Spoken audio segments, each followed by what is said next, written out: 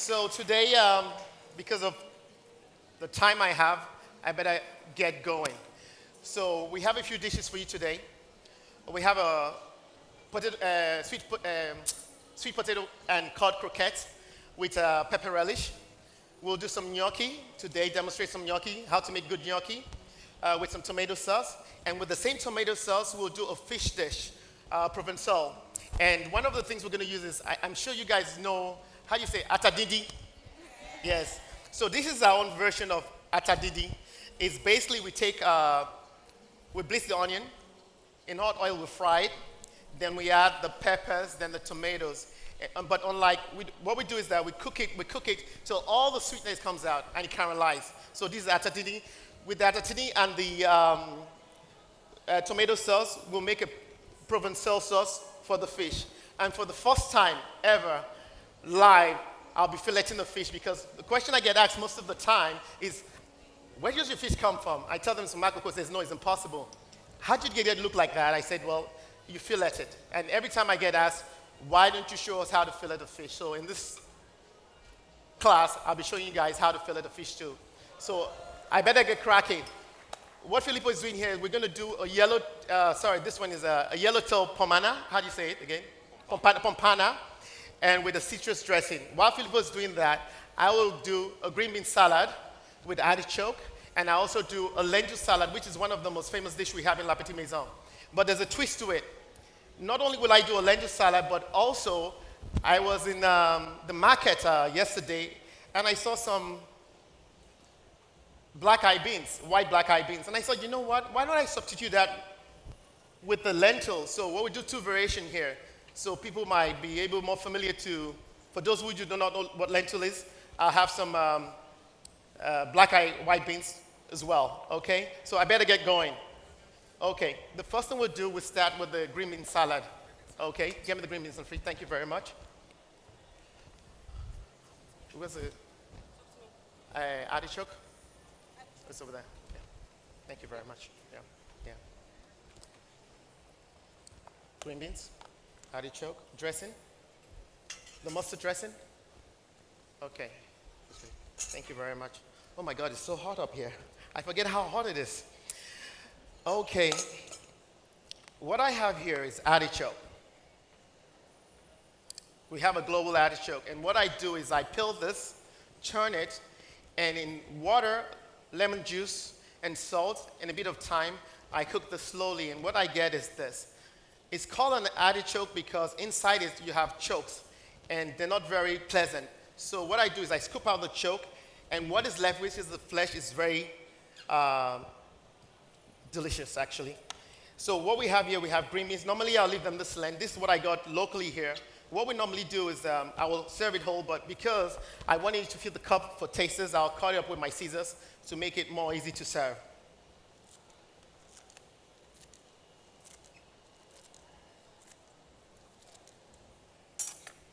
And also, I have what we call a air-dry tomato petals. What I've done with this is I marinate them a little bit in white balsamic vinegar, and I just leave them to air dry slowly. And so for this salad, we'll have the green beans, the artichoke, the air-dried tomatoes, and a chive and mustard dressing. In here we have Dijon mustard, we have maple syrup, olive oil, and salt. Very simple. And actually, I forgot to mention, this class is called Simplicity. So what I do here is all simple. It's something that you guys can do at home. Okay, first, the green beans.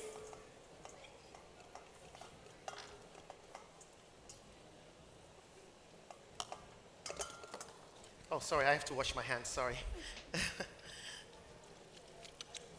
Actually, can I have a gloves? Yeah. Oh, I got it outside, thank you. Wow. The next thing is to taste that I have enough salt in there. I always,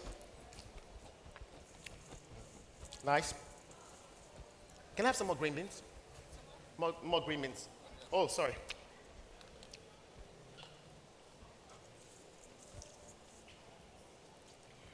Well, Tomato petals be cut into strips. While while the chef continues to prep the meal for today, this is a kind reminder to those at home, especially on Facebook and Instagram. Be sure to comment and ask any questions that you have in the comment section, and I will be sure to ask him on your behalf. You can wipe my face. Sorry. Look at this.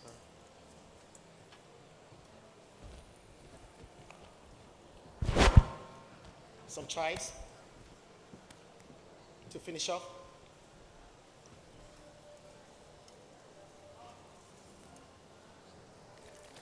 A bit more dressing. Yeah, thank you. Yeah, thank you.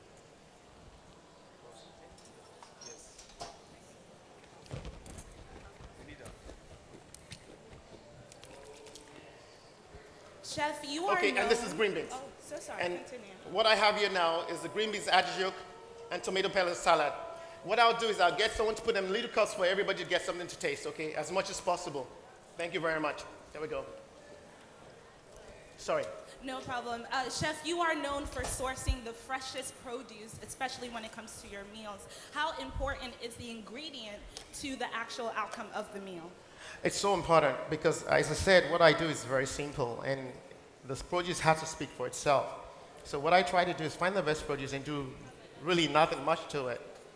And that's why when I get asked many times to go open restaurants and places I feel I won't get the produce I need, I always decline. So it's really important. The produce is the essence of what we do. Okay, for the next one will be a lentil salad and also a black eye beans salad. Do you have one more bowl? Yeah. And for this salad, we have a mixture of celery, red onions, and fennel. Also, what I have here are scotch tomatoes with a blowtorch to make the skin a bit more tender. Some spring onions, and some apples. And with that, I have a...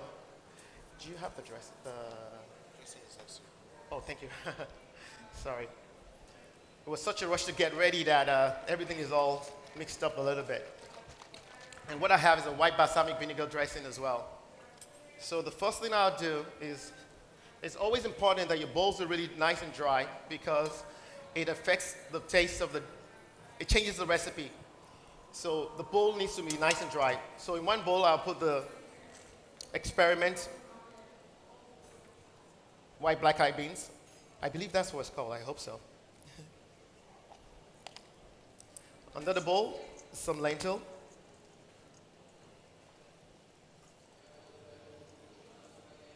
Why not? Let's put the whole thing.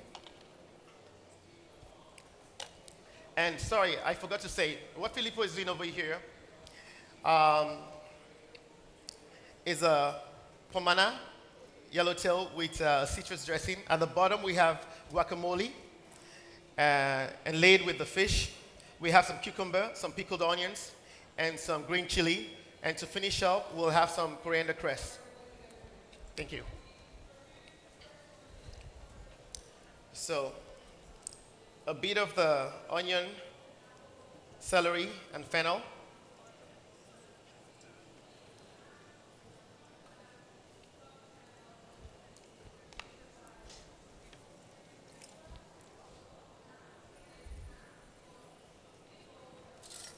Now, Chef, some may say that onions, celery, tomatoes, and even beans make for interesting ingredients for a salad. How do you think of all of these amazing and innovative recipes that you cook in your kitchen? What can I say? You know, like I said, this is one of the most, actually almost a signature dish I have in the restaurant. Initially, when I was going to do this, people were kind of like, I'm not sure it would work. But I think it's a nice combination because I think they actually complement each other. And it's always how you serve things, you know, the interpretation you give to a dish. It's very important. And I believe that this works really well together because you get a nice freshness from the tomatoes, you know. The onion gets a bit of a pungent kick. The celery is more subtle. and the fennel gives a bit of perfume, you know. So I believe it works very well. Thank you. And also I have the apples as well for sweetness, but right now we have some spring onions going in here.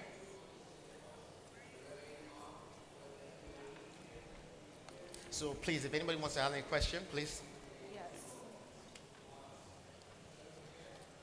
All right, once again, this is a reminder that for those at home, be sure to submit any questions that you have in the comment section if you are watching us on Instagram Live or Facebook Live.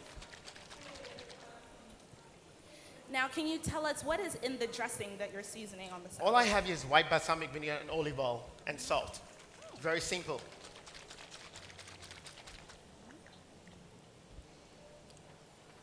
It looks amazing. Oh, by thank the you. way. Let's hope it tastes equally as amazing. You know, things can sometimes go wrong when you're doing a live demonstration. But please be honest and let us know what you think. Yes.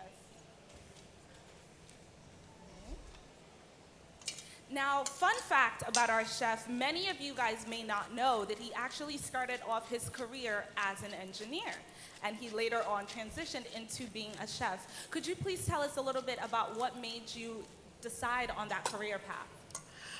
I guess I ask this question quite often, and it's pretty easy. Tempering sanity. Tempering sanity. You know,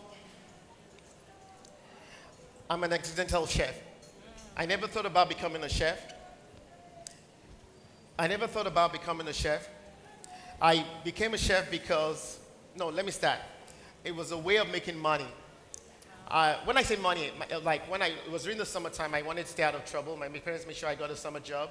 And the only job I could get was working in the kitchen, working pans and pots. So I kind of progressed from there. And the next thing I find is helping the chef cut the vegetables. And one day the chef never showed up. And I said, you know what? I think I can do the cooking. Okay, it was very simple. It was a Toby restaurant. All we served was like different rolls, potatoes, greens and all, and gravy. So I cooked, and there was a lot of compliments. They said, did you change your chef?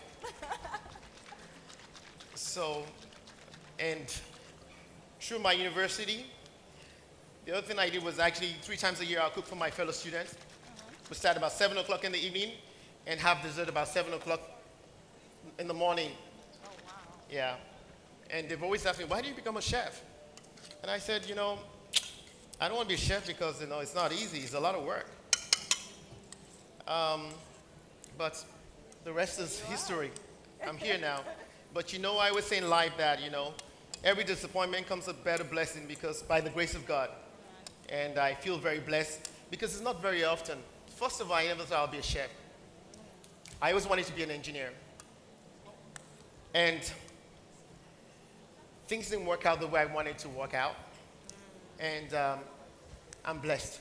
And the fact, I feel more blessed because I'm actually doing something I really enjoy. You know?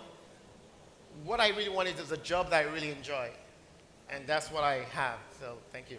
I mean, you're definitely very, very successful at it. And later on, we will get into how you have made being a chef a truly entrepreneurial career.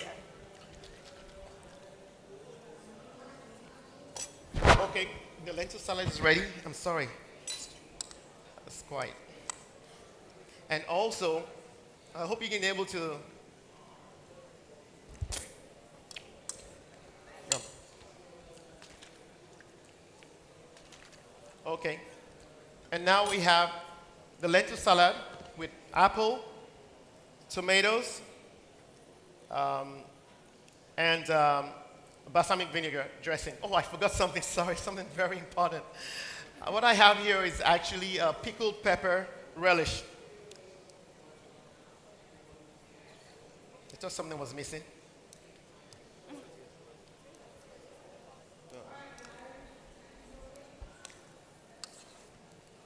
Okay, can someone get to serve this in some? Yeah? Okay. Now, unfortunately for the people at home, you will not be able to taste this, but Yeah. the people here will have a chance to And can taste we the also, chef's food. yeah, Can we also serve that as well, the yellowtail? Okay. Okay. What Filippo is doing here is actually we're trying to get the croquette ready. So what we've done is actually slowly warm the salt cod, which has been salted for over 3 months. And now in order to use it, we will have to wash it out. So desalt it. So what we're trying to do right now is to actually cook the cod, but we have to be very careful because the temperature of the milk is very important. If it's too hot, the cod will be dry. At the right temperature, it will be very moist. And with that, we're going to have some sweet potato, some roasted garlic, and the sweet potato is actually local. So what we've done with this potato is we've actually salted it, wrapped it up in tin foil, and baked it in the oven. When it came out, we scooped it, and this is what you get. So with this, what we're going to do first is actually drain this after we've cooked it in a bowl, and we're going to cream it with a bit of olive oil and garlic and some salt if you need some.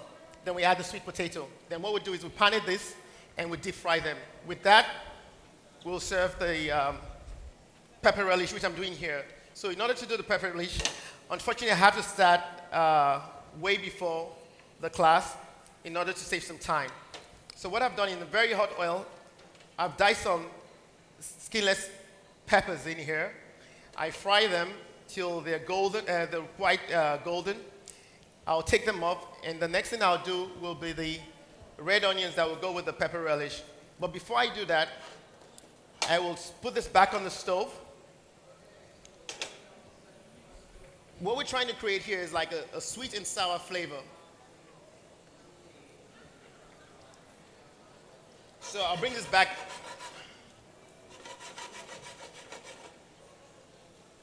To fry. Then I'll add some sugar. With the sugar will come the vinegar to stop the caramelization of the sugar. I'll take that off the pan, and I'll put my onions in the pan. I'll sweat my shallots, my onions slightly, bring it back together, incorporate them together, and that with the pepper relish, which we'll serve with the croquette. In the meantime, also, do we have another pan? Another pan? Pans?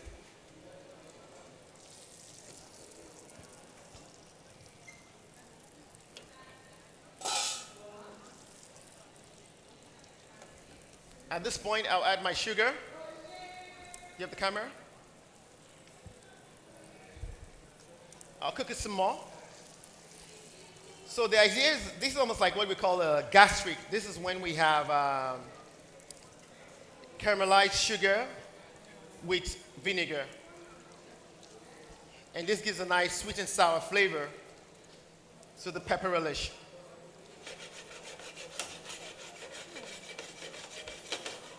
And to stop the caramelization, I will add some Chardonnay vinegar.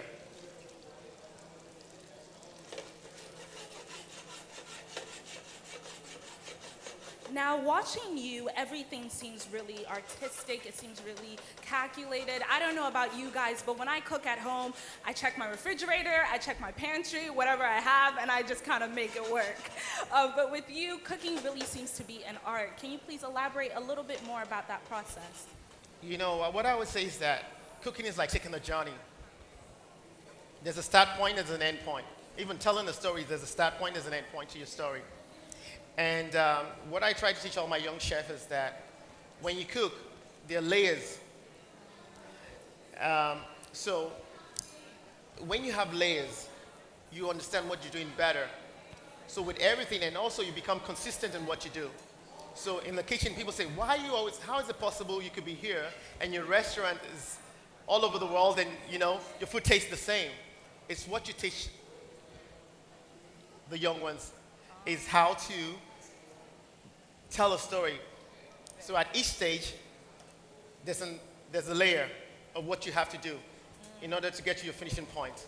Take it, for example, if you're going to a journey, if you know your destination, you will arrive easily. But if you don't know your destination, you end up going, you know, true. Okay. So I guess that explains why a lot of my food burns, huh?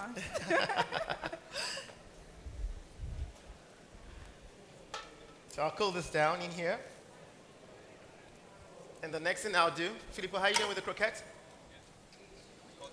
So could you bring the camera over, please? So what we have here right now, we've actually broken out the card. Let's add some pepper, some olive oil. Some of this roasted garlic will go in there, and some sweet potato. So what Filippo will do now, before we add all this, we'll cream it's very important that we cream, put it in. It's very important that we cream the mixture before we add the potato. If you put everything together, it will not turn out the same. So it's always interesting when people say, oh, but I have the recipe and it doesn't taste the same. It's because, like I said, it's about layers and the process which you go through things. So it's very important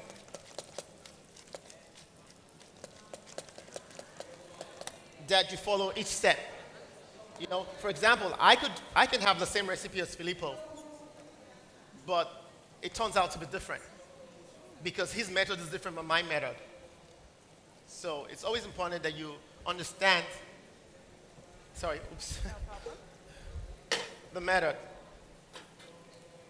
So now what I'm doing right now to finish on my pepper relish is to slowly sweat the red onions.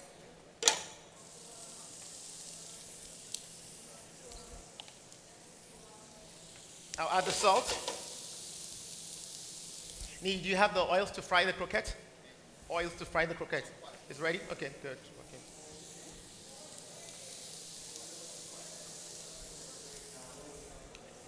So I don't know if any of the audience would like to ask any questions. I think this is a good time to do it. If the audience wants to ask any questions, please. Do we have any questions from the audience? Okay, all right, I will make my way. All right. So, the onion is about ready. You know when it's ready, when it's translucent. All I want it to be translucent. I want to keep the crunch because it adds texture to the dish. And I bring everything together. Good afternoon. Good Chef afternoon. Raphael. How are I'm you? Raquel. La Petite, your cuisine, what inspired it? La Petite Maison, I think it's the small house, right? It's a small house, Yes, the small okay. house. What inspired it? Okay. And what's the biggest risk you've taken so far? Did it break you or did it make you? Say the last bit. The biggest risk you've taken so far, did it break you or did it make you? What inspired me for La Petite Maison? I would like to say that I thought about the name La Petite Maison was originally mine, but there's a restaurant in Nice called La Petite Maison. It's a restaurant that a lot of famous people go to. And my then employee goes to this restaurant and loves this restaurant. So when I was leaving my current job, I was working in a Japanese restaurant, they asked me, what do I want to do? I said, I want to go open my own restaurant. They says, why don't we partner together? I says, sure, why not? And they says, I know I have this restaurant I go to in Nice. I've always wanted to bring it to London. And I wonder if there's something you could do about it. I went there. The water is boiling, I'll take this off. I went there, saw it, I was inspired by it, but I felt that a lot of the dishes would not work internationally. And I felt that it had potential, and I was quite inspired by it. So what I did, I took 5 of the best dishes they had and did a whole new concept with it, and also made it sharing. So that is what we did. And as far as the risk, there's something I always do. My greatest, how do I say that? Let me repeat that. There's something I believe in, is that I always run towards my fear. I've always run towards my fear. If you don't take a chance, you do not know. I never want to live a life of regret. And the most important thing is that whatever I do in life, I put 100, not only 100, but 150 into it. If I succeed, great. If I don't, I can sleep better at night. So I believe I took a gamble to become a chef at the age of 27. I knew I wasn't young anymore, but I brought maturity into my training. So I believe that, the best thing I've ever done is actually I decided I wanted to become a chef. Does that answer your question? Yes. All right, we have plenty more questions. There's some questions in the back.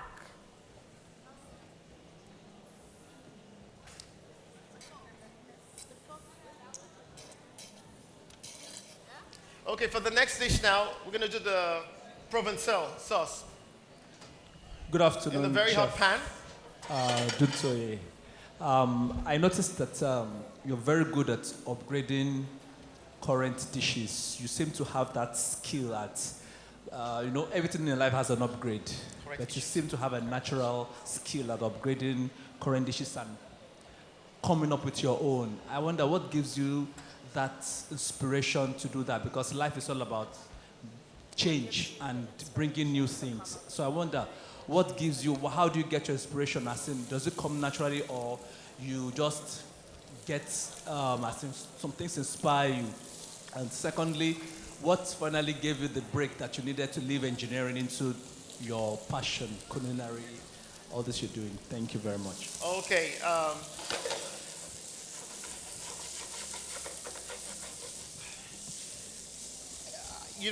I believe like I said, I wish I grew up in a family that was very food orientated. I didn't.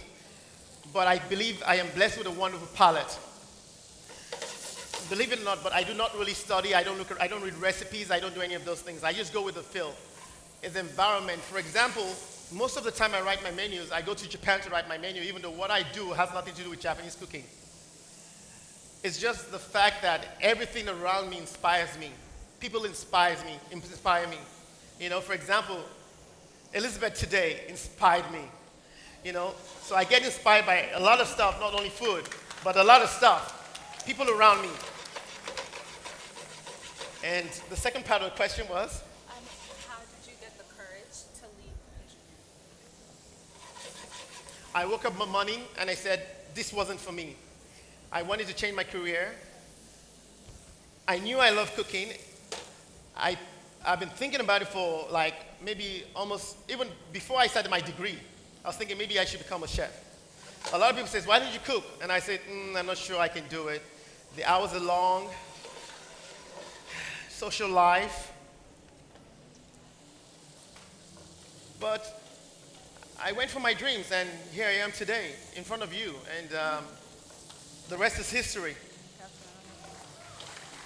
All right, before we get back to more questions, this smells absolutely amazing. Thank you. Can you please Thank tell you. us more about what's going on in this pot? Okay, now what I have is I have some, again, basically everything I'm doing is actually quite repetitive.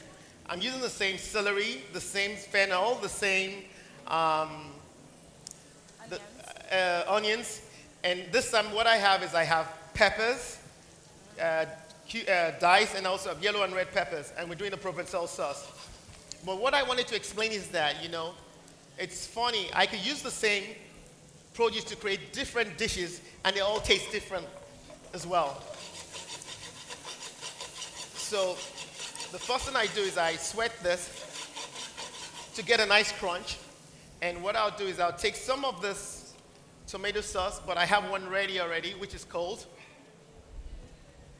And it's a combination of what I call frittata atadidi, and I'll do that in a minute. And just a plain tomato sauce we've done here. And this is what's going to make up the Provençal.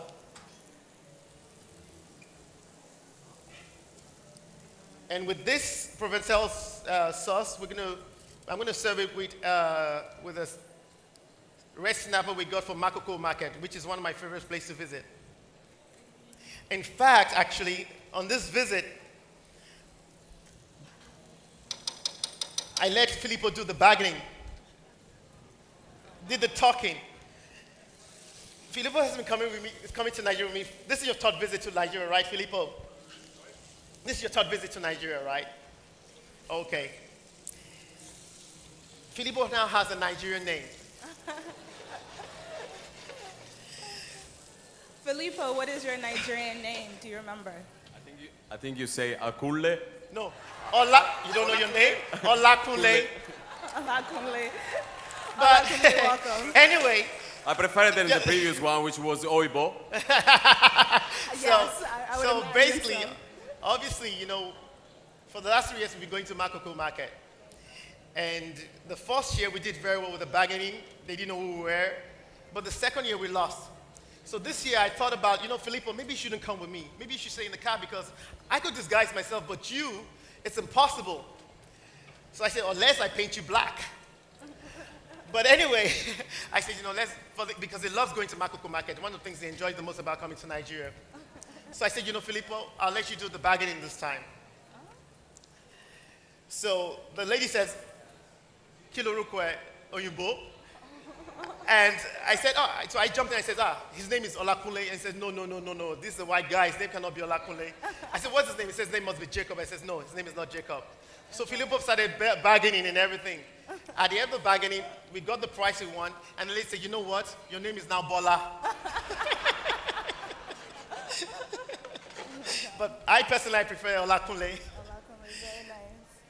I'm going to add a bit of water to this because it's slightly thick. Okay. Just to loosen it a little bit. Okay, here on this side, we have Nee frying the croquette that's been paned already. And what Filippo is now doing is that we're doing the gnocchi, which we're going to serve with the tomato sauce. I'm sorry, we're kind of rushing because I know that we have little, our timing is quite short. So what we have here is actually potato that's been baked in the oven, the same way as the sweet potato has been done. And now is adding some flour, some eggs. We're going to Parmesan cheese. We're going to turn it into a dough, and from this we'll make a gnocchi. We'll cook it in boiling water, and we'll serve it with tomato sauce and some basil.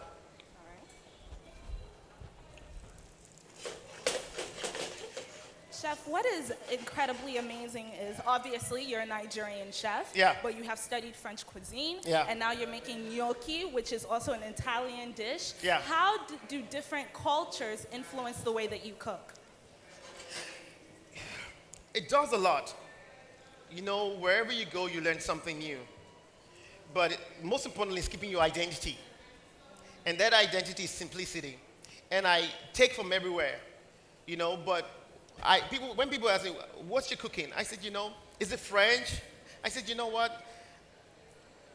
It's Mediterranean. And what I mean by Mediterranean is I try to stay on the healthy side of things as well. So what I do is I combine, maybe it's the fact that I also worked in a Japanese restaurant. What I do is although my methods are actually French, my ideology is Japanese. Because Japanese cuisine is mainly about simplicity. So when people say, but sometimes I have people come say, but your food is not actually French cooking. I said it is, because the method is, But I've been able to take from everywhere and make it la petite maison.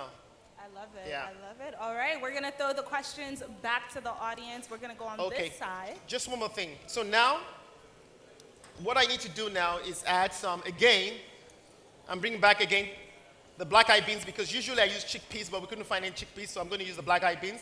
Some olives, some chili, some capers, and I think that's it. And with this, we'll make the Provençal sauce is ready, and I add some herbs. The herbs is parsley, basil, and mint. That looks so beautiful. It's such a beautiful dish. So basically, this will be the base of the fish we do, of the sauce we do for the fish.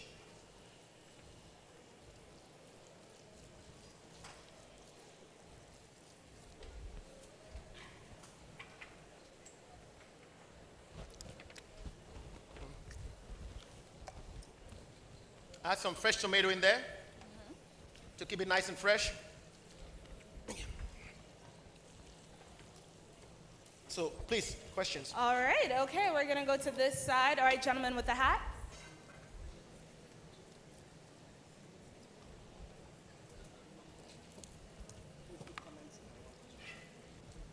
Is the croquette ready? Oh, it's not working. Okay, all right, I'll come down to give you my mic.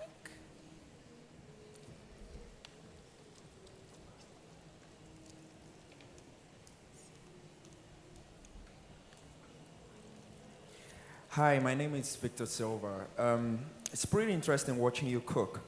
My question is there a place online we could get this recipe? Because I know, like me, a lot of people here might want to go home and try this.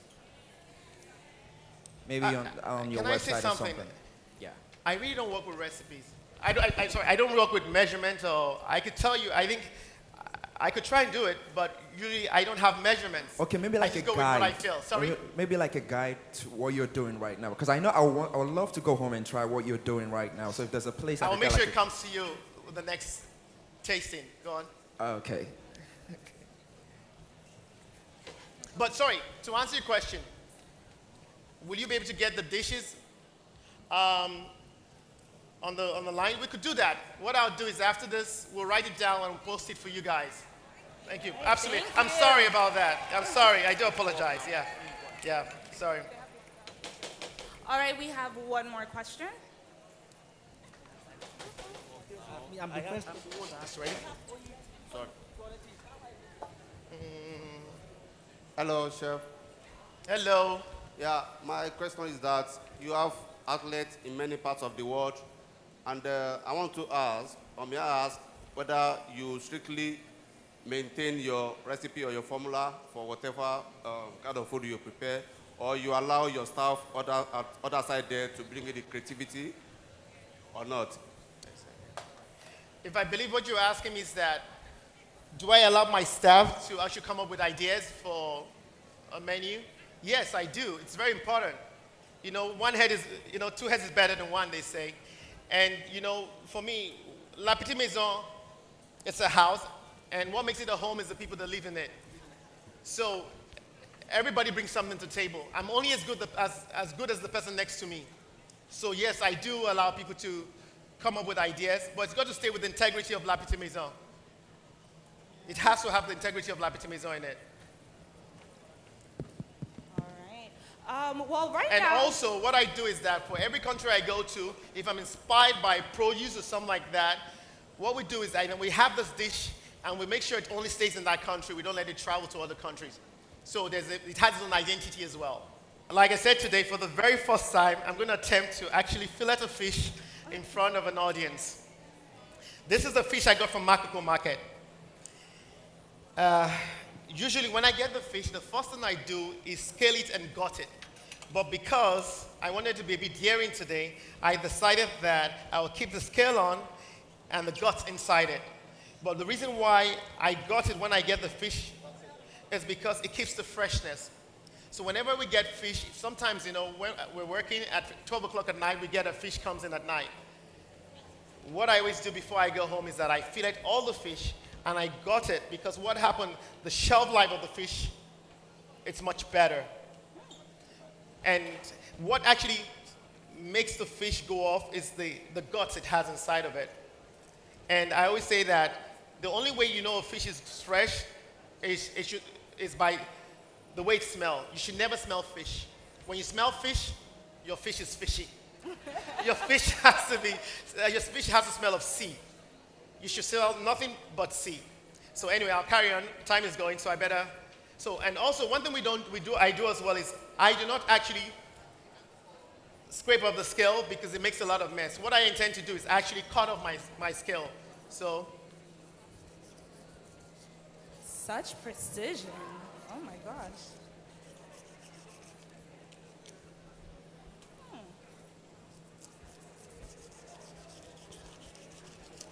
This is a nice trick. Give it up for Shepard. I told Filippo that I'll see how long it will take me to get this ready. Usually, it should only take me about 5 minutes, or even less than 5 minutes. But in front of an audience, who knows what could go wrong?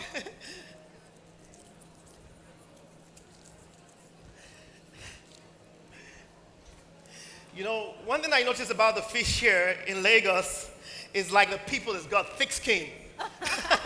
Oh my boy.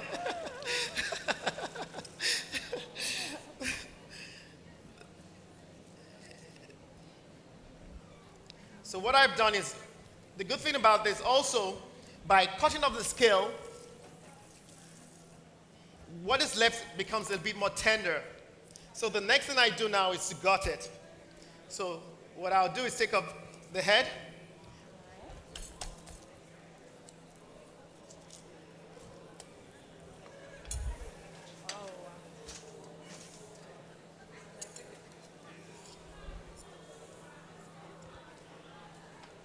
Okay, so guys, right now he's gutting into it.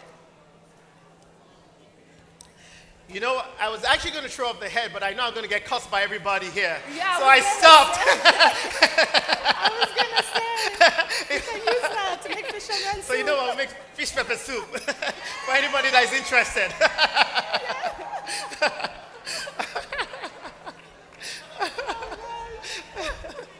You almost got me. Is it okay to throw away the inside? Yeah. Thank you.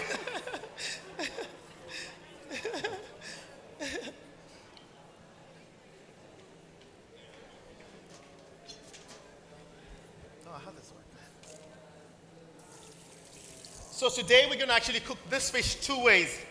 One is going to be with a Provençal sauce, and the other will be with salt crust with some leek and fresh tomatoes and basil.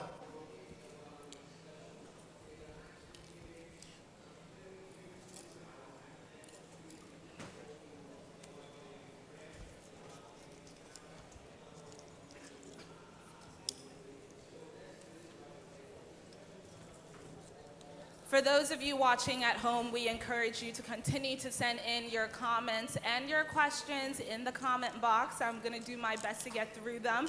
Oladipupo David actually said that this is my dream. So his dream is what you do right now. It's amazing. So what I need to do is season.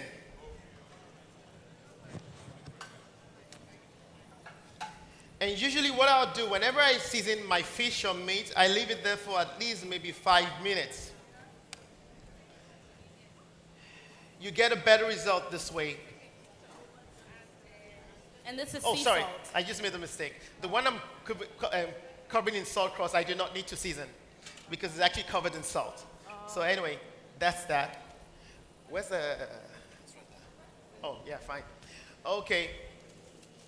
With the fish, we're actually going to cook in a salt crust. What I have here is some leek with some spice, thyme, garlic. I'll add a bit of olive oil into it. Some salt for seasoning. And a hint of sugar.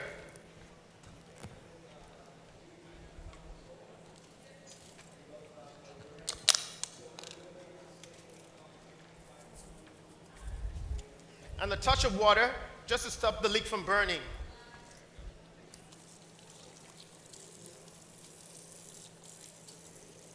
And I'll bake this in the oven. While that is baking, I'll pan fry my fish and also crust the... But it's all in the details. It's all in the details. That what makes the difference, the details. So I've got a bit of tin foil here, which I'm going to actually bake this fish in. In order for it not to stick, I'll put a bit of oil. I'll place my fish on. And what I'll do is I'll fold the side.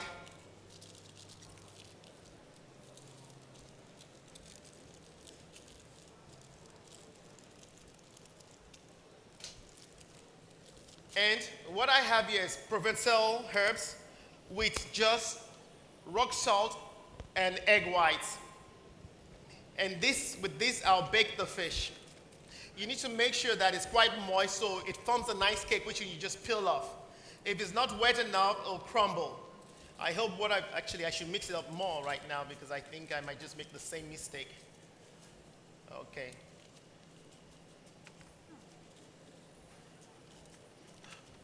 I'll leave this here for the time being and wait for the leek to cook.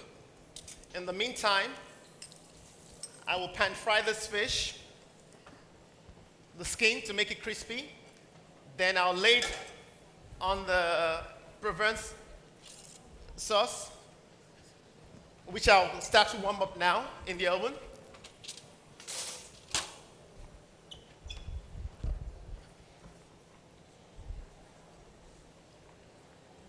Questions? Well, we do have a question from Facebook, and the person actually wants to know a little bit more about the sauce. Okay. And this is from Uncle Vesta. Uncle Vesta. Uncle Hello, Vesta. Uncle Vesta.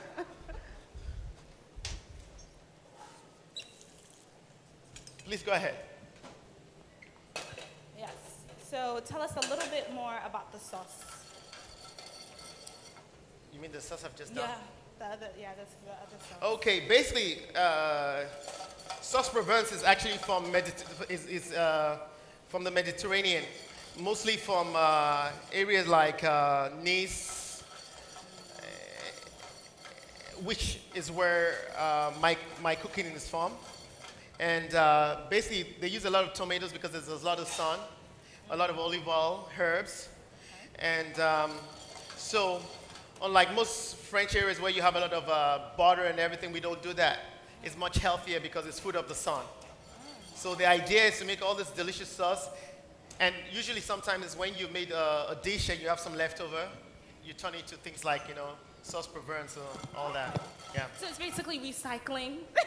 Yes, true. It's recycling. Because, like Elizabeth says, a good chef never wastes, apart from the fish head.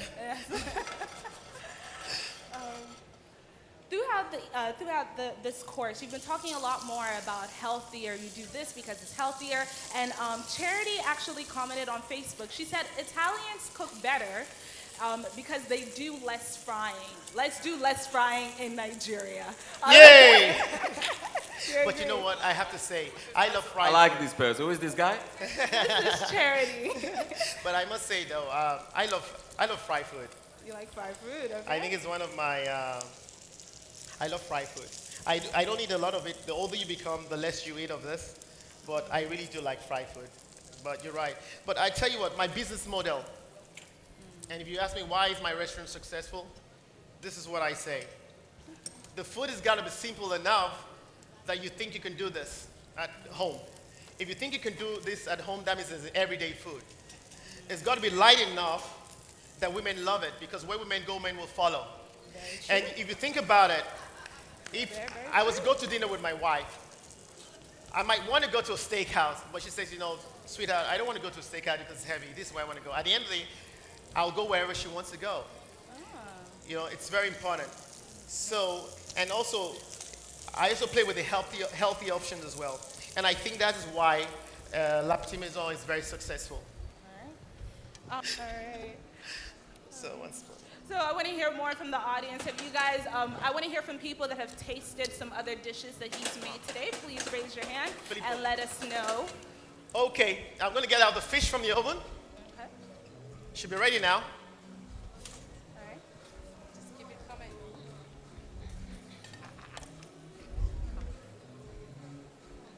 Got one more coming out.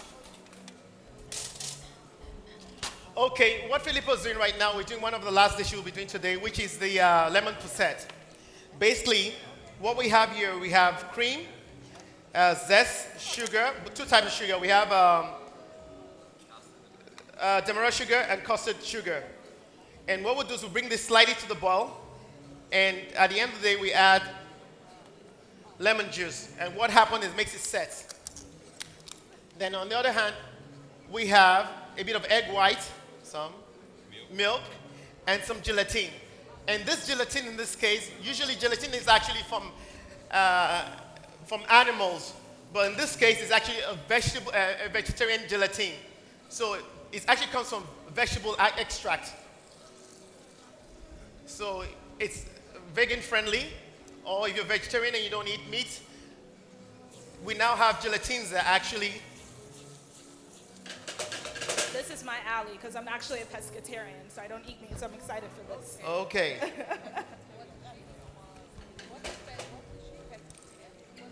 Alright.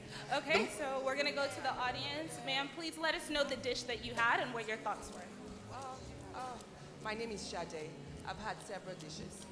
Lovely. But my question is for You have the basil? Duntoye. Oh, that's good. Duntoye. Okay. I'm in the industry Can I have a- as Ma'am, well. could you please project just a basically, little can I show bit you what to do? more? Just project just a little bit more. Thank Okay. you. My name is Shade. I've tasted several dishes this evening. I'm sorry, could you speak? I can't hear you. Project. I'm sorry. Okay. Testing. Can you hear me now? Yes, I can. Okay. My name is Shade. I'm in the industry as well, and I've tasted several dishes tonight. Lovely, fantastic. Thank you. My question is for advice for the budding chef. What would you tell them? How do they begin? What do they learn? Or how do they go about it? Because I know when I was growing up, being a chef, it was a no-no. You have to go to boarding school, get a degree, master's, the works. And I've lived in Los Angeles for several years before I came back to Nigeria. And you have Wolfgang Puck. He's a celebrity chef. He's known all over the world. And I know you as well. You are a celebrity chef in UK. I don't know that, but thank you. So for the boarding chefs in Nigeria, because I've sent quite a couple of my chefs that they work with me, I've told them to come for your masterclass. What advice would you give them and the other chefs out there? Because I know everybody is aspiring to be the next chef. What I tell you what I really enjoyed about the class before me, Elizabeth, was her delegation. The delegation and the amount of energy she puts into what she does. I think whatever you do in life, you need to put your heart into it. I think it's three things: the brain, the heart, and the hands. And those three together makes for a successful recipe. And it's a lot of work. I remember last time I was here, someone asked me a question, says, how much can I make as a chef? If you think about money, then you failed. The idea is to actually delegate yourself in anything you do. And one thing I love about the Japanese people is that they delegate themselves to one thing. And they do that all the time. And it's trying to get perfection. We can never reach perfection, but we can only strive to reach perfection. And every time I wake up, or every time I go to bed, I think about what can I do tomorrow better than today? How do I become better the next day? What can I do today better than yesterday? And that's how I live my life. You can always do better. And if you delegate yourself, you work hard. And not only hard work, but a bit of luck as well. I believe I've worked hard, but mostly I've had good luck. And all my disappointment has been turned into a blessing. It's funny that you said something. I remember the first time I came to Nigeria, especially actually when Shego invited me over to come to Nigeria to cook. And I'm thinking to myself, oh my God, this is Nigeria. You become doctors, you become lawyers. Do I really want to do this? But when I landed, I had a press conference and I saw these amazing people. Wow. I said, Nigeria has arrived. And not only that, if you think about it, in most special feeds in the world, you always find a Nigerian. So when people say that we're lazy, they should think twice. We're not lazy people. We are not lazy people. We have tenacity. What we need is structure. We need people to structure so we can realize our dreams, so we can go to the moon. Thank you.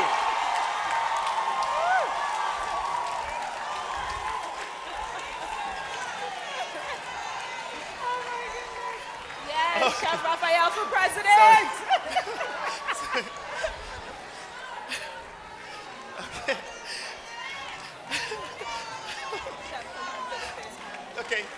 Okay, I'm sorry, guys. We need to do the next stage. Oh, shit, the fish.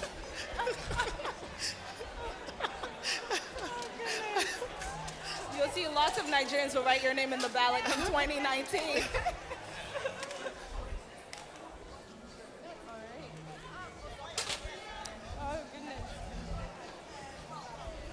All right, so this is the fish that you cooked with the rock salt and the eggs, correct? Rock salt and eggs.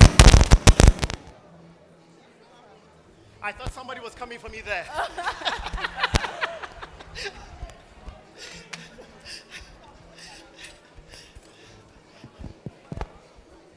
Okay, for the last fish dish we're doing, sea bass in salt crust. Now, you see, actually, I have not checked the fish. Normally, I would test the fish to think it's cooked. But I'll tempt fate and just open it and just go, that is actually ready. It's got to be ready. So let's go. I was wrong. It's got to go back in the oven. But in the meantime, we'll do the dessert. But that's normal. That's good to see that sometimes chefs make mistakes in their kitchen. Oh, absolutely, and you learn from your mistakes. Have you ever made a mistake that I made plenty of mistakes, and I've learned from my mistake. But you know what I do better? What? I learn from other people's mistakes. Oh, there you go. That's the key. But have you ever made a mistake that actually made a dish better? Oh, yes, always. Okay, what's the one? Oh, God, you got me there. Let me think a little bit. Okay. In my hurry to get everything ready, what have I done? What have I done? Filippo, help me out here. That we made a mistake. Let's make the dessert. Okay, basically, we've cooled this down till it's room temperature. Yeah, we said it. We said that. Okay. What else are we adding to it? We add the lemon juice. I'll add the lemon juice now. Yeah. This one's for the foam. Yeah. This one? This one? Yeah, this one is to go inside. Okay, and this one's there, yeah. Okay. So basically, we don't have that much time, so basically I'll rush the dessert a little bit. Now we have the cream, the zest, the sugar, two types of sugar, demerara sugar and custard sugar. And we'll let this cool down, and we have the lemon juice. And what this lemon juice is actually makes the cream set. It sets the cream. We put this in the fridge, and it will set. And does this become like a custard? Sorry? Does this become like a custard? No, it'll become more like almost like a panna cotta, Okay. but without gelatin. Okay. It's Oh, almost okay. like a lemon panna cotta without so we call it lemon posset. Lemon posset, okay. Posset. Okay. With this comes. So this one we did earlier.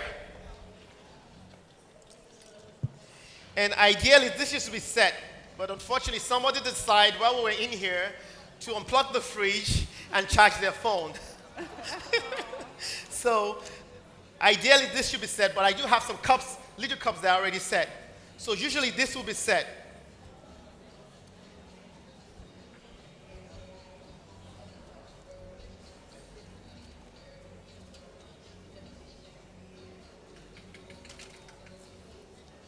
So we have some tasting for you guys. We've done more because I promised that the last time I was here that next time I'll do more tasting for people.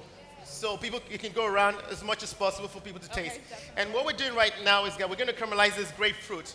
So the dessert we're doing is actually called a lemon posset with grapefruit and lemon foam. In the canister, Filippo, where's the canister? We have a syrup, milk, and some lemon juice, and egg white, and gelatin. We put it in the fridge to set, then we put it into the canister. So we already have some in the canister ready for us. We'll burn this, we'll arrange this on top of that, and with a bit of foam, and we'll give you guys to try. All right, can't wait. Okay, yeah. So let's see if the sea bass is ready. Oh, sorry, the red snapper. Usually this is always a sea bass dish, but in this case we're doing a red snapper. So I'll just check to see if it's ready. Filippo, you have your pin? So we're gonna check back in on the fish. And how do you know when it's ready? Oh. How do I know when it's ready? Yes. I check the resistance of the fish. So if it goes in easily, it still needs a minute. That oven is a bit slow. It still needs a minute or so. Okay. Is there any other question, please? All right. Well, I see that the gnocchi is going out into the audience. Okay, and this is also a time check, chef. You have 10 minutes. 10 minutes left. Okay. All right. We're gonna go and get some questions from the audience. Do we have? Okay, we have a question in the back. And then we'll go back and check in on the verdict for the gnocchi after this question. Yeah. Well, if nobody has a question, I have something to say. Okay. Good evening, Chef. Oh, sorry. Yeah, he's up there. I'm Tiwaladi, and I'd like to ask, what are the challenges? Can you share with us 2 challenges you've experienced thus far as a chef and how you've been able to overcome them? You know,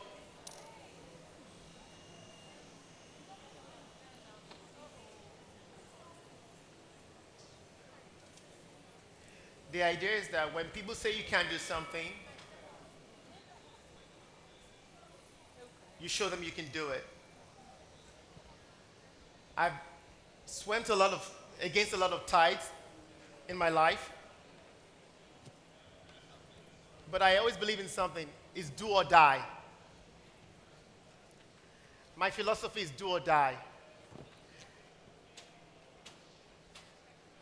And what keeps me going is fear of failure. So I don't know if that answers your question. Okay, we've got one more question here in the front. Good evening. My name is Lapsim. This is totally unrelated to cooking. But what type of engineering did you do? Electronics. Thank you.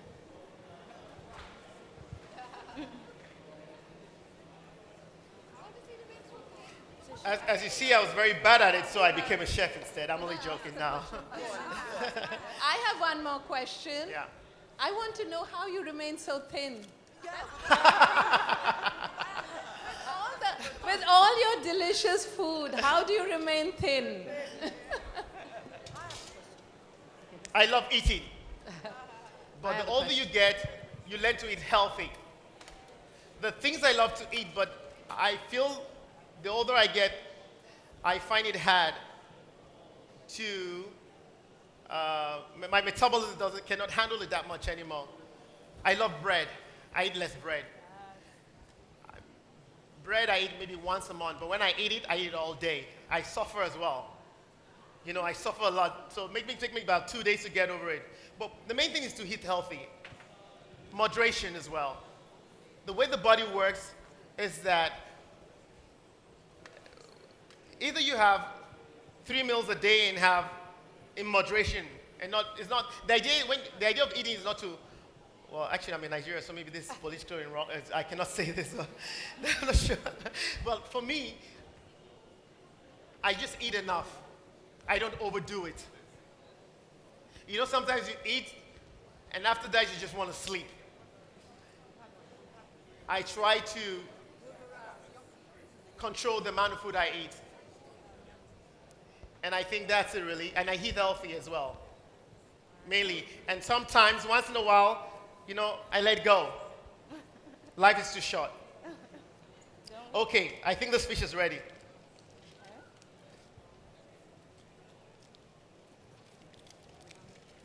So this is a,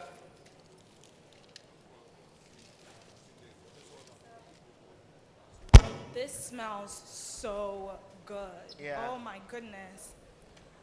Oh my god. I wish you guys can smell this. You can smell the herbs coming through. This is absolutely divine. Thank you. So what I want to do is actually want to save some of the, if you can see there's a bit of liquid juice that comes from the fish. Yeah. I'll use this to finish my, it's a little, but it's important.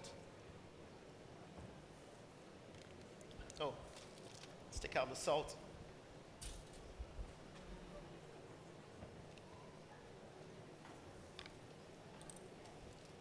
So, palette knife, yeah, sorry. So what I'll do is gently peel off the skin.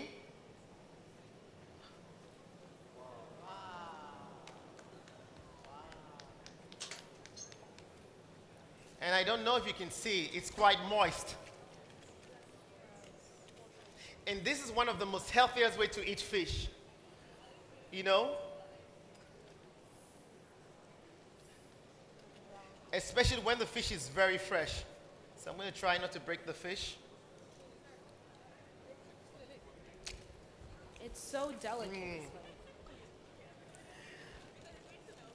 I have to say that's delicious. I'm sorry. Self-praise is no praise, but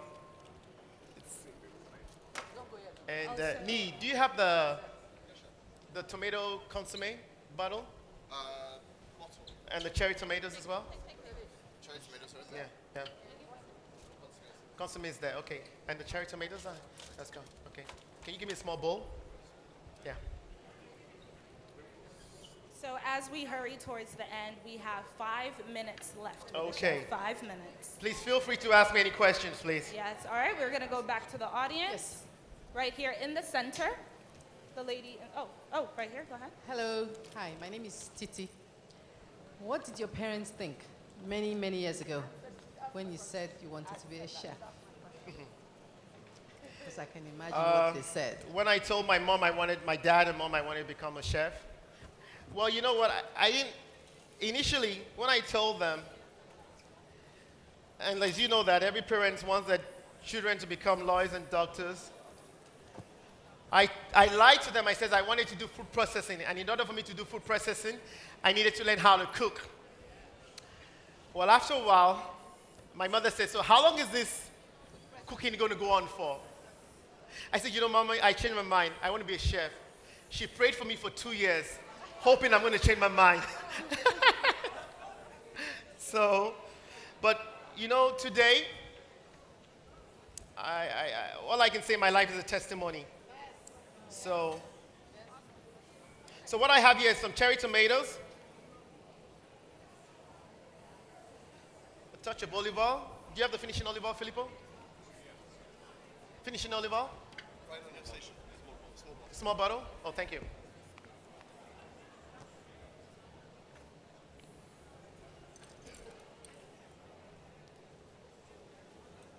Now I'm noticing how delicately you're plating this dish. How important is plating and presentation as a chef?